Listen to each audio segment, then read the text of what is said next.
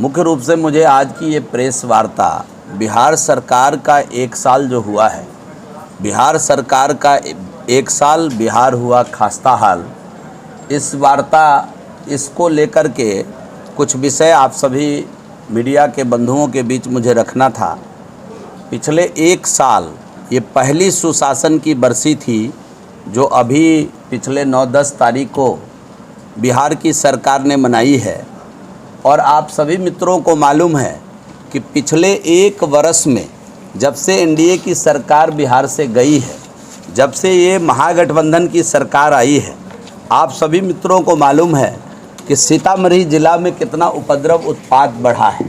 पहले क्या था, सीतामढ़ी ज़िला में जो शांति थी वो किस प्रकार भंग हुआ है। मैं सीतामढ़ी ज़िले की बातों को आपके समक्ष नहीं रखते हुए मैं पूरे बिहार के विषय को यहाँ रखना चाहूँगा।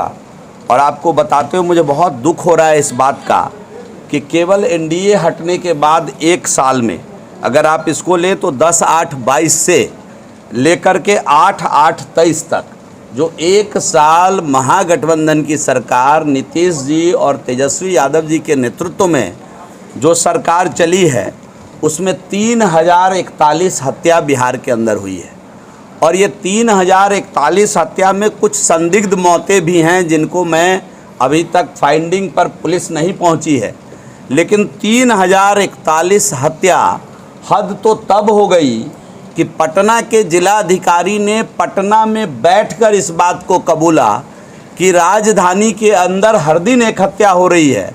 पिछले महीने 28 दिन में 28 हत्या पटना के अंदर राजधानी में हुआ है, जहां बिहार के मुख्यमंत्री, बिहार के उप मुख्यमंत्री, बिहार के सभी मंत्रीगण रहते हैं। जो बिहार की राजधानी है वहां लोग सुरक्षित नहीं हैं, तो यह निश्चित रूप से आज चिंता का विषय है।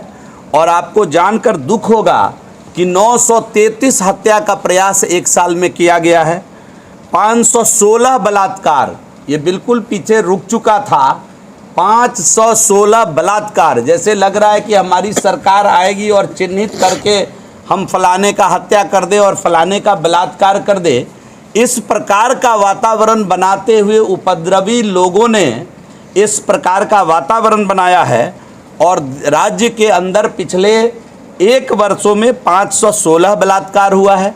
बिहार के अंदर अपहरण खत्म हो गया था, फिर से अपहरण हो क्यों नहीं, लालू जी के लड़के ने जो कमान संभाली है तो अपहरण 194 अपहरण, ये मैं वो बता रहा हूँ जो बिहार सरकार के पास अंकित और दर्ज मामले हैं।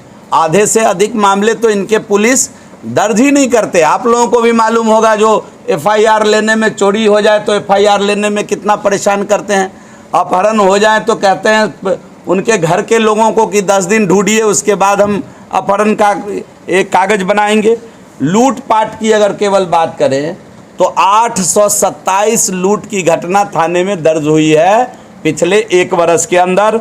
और गोलीबारी की बात अगर करें तो 383, ये गोलीबारी बंद हो गया था बिहार के अंदर, 383 गोलीबारी की घटना दर्ज हुई, जिसमें आपको याद होगा कि कई किलोमीटर में बेगूसराय के अंदर सड़क पर ठाई ठाई करते हुए लोगों पर गोली चलाते हुए निकल गए और पुलिस उसको पकड़ नहीं पाई।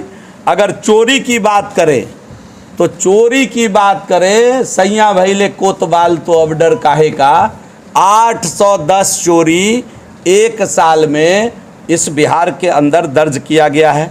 सामान्य हमला की बात करें तो 194 हमला भी पिछले 1 वर्ष में इस बिहार के अंदर दर्ज किया गया है। और रंगदारी जो बिहार से करीब करीब ख़त्म हो गया था, तो रंगदार बाबू की जब से सरकार बनी है, रंगदारी फिर से बिहार में आ गया और 93 लोगों से बिहार के अंदर रंगदारी मांगा गया है। कुछ तो दे करके मुक्त हुए होंगे जिन्होंने हिम्मत जुटाई थाने में केस डालने का। ऐसा 93 केस जो है रंगदारी के मामले में आया। आप सभी मित्रों को पता है कि हो क्यों नहीं रंगदारी, हो क्यों नहीं गुंडई, हो क्यों नहीं छिनतई। 27 दुर्दांत अपराधी को ये सरकार कानून में बदलाव करके जेल से रिहा करने का काम कर दिया। शराब की क्या हालात हैं, आप सभी छायाकार एवं पत्रकार बंधु को मालूम है, सीतामढ़ी ज़िला में हर घर डोर डिलीवरी की पैरेलल व्यवस्था चल रही है। बॉर्डर के ऊपर कोई नियंत्रण नहीं है। बॉर्डर पे थानेदार बनने के लिए अलग से कुछ रकम तय की जाती है और ये सब सरकार के नाक के नीचे हो रहा है। बड़े पैमाने पर सीतामढ़ी के युवा इस समय शराब कारोबार में घिरते जा रहे हैं और एक एक व्यक्ति तक शराब आसानी से पहुंच रहा है। आपने देखा होगा कि गरीब किस प्रकार शराबबंदी में जो गलत जहरीली शराब पीने से मरे हैं। सरकार की कहीं कोई नियंत्रण नहीं है। आपने देखा होगा कि बालू माफिया की हिम्मत, कि महिला पदाधिकारी का बाल घसीट करके जिस प्रकार उनके साथ व्यवहार किया। आप देखे होंगे कि किस प्रकार अपराधियों के मंसूबे एक सातवें आसमान पर है। भ्रष्टाचार की हद तो तब हो गई जो 1700 करोड़ का पुल नदी में दह गया और किसी के ऊपर FIR नहीं हुआ, कोई अधिकारी तलब नहीं किए गए, किसी ने आगे बढ़कर जिम्मेदारी नहीं ली और राज्य के खजाने का, बिहार के महान जनता का टैक्स का पैसा 1700 करोड़ लुट गया, पिट गया, गंगा नदी में बह गया। और मज़े की बात जानिए कि जब उस पुल को डिज़ाइन किया जा रहा, जब उस पुल को बनाने का निर्णय लिया गया, शिलान्यास किया गया, तो नीतीश कुमार जी अकेली सरकार चला रहे थे।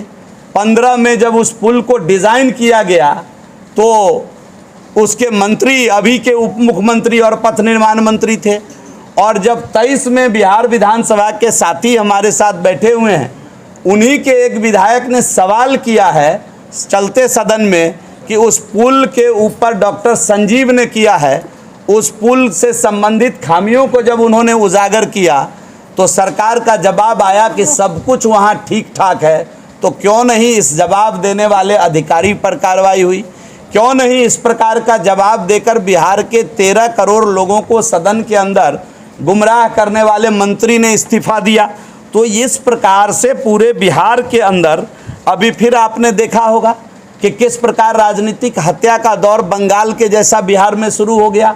हमारे भारतीय जनता पार्टी के कार्यकर्ता पूर्णिया में जनार्दन मंडल की हत्या कर दी गई, राजकुमार मेहता की हत्या कर दी गई, कटिहार में प्रहलाद पासवान अब संजीव मिश्र का हत्या कर दिया गया, छपरा में मनोज ठाकुर समेत दर्जनों भारतीय जनता पार्टी के नेताओं को चिन्हित करके पिछले 1 साल में उनकी हत्या कर दी गई।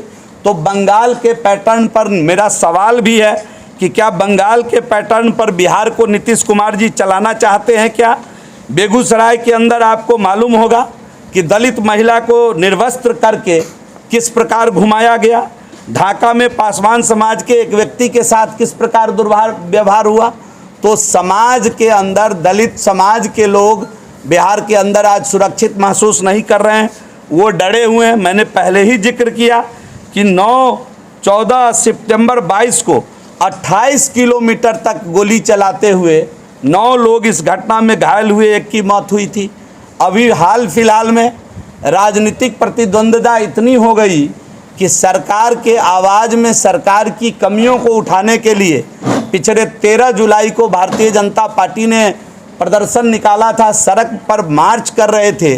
किसी प्रकार का कोई विरोध नहीं हुआ, प्रतिरोध नहीं हुआ और अकारण बिना आंसू गैस का गोला पहले दागे हुए, बिना वाटर कैनन का प्रयोग किए हुए सीधा लाठीचार्ज पुलिस ने किया और बड़े संख्या में हमारे कार्यकर्ता घायल हुए। हमारे कार्यकर्ता महामंत्री जहानाबाद के विजय जी, उनका वो शहीद हो गए, उस घटना में उनकी हत्या कर दिया इस सरकार ने और हमारे कार्यकर्ता ने शहादत दी। तो राजनीतिक तौर पर इस प्रकार का वातावरण बना करके आप कब तक सरकार चलाएंगे?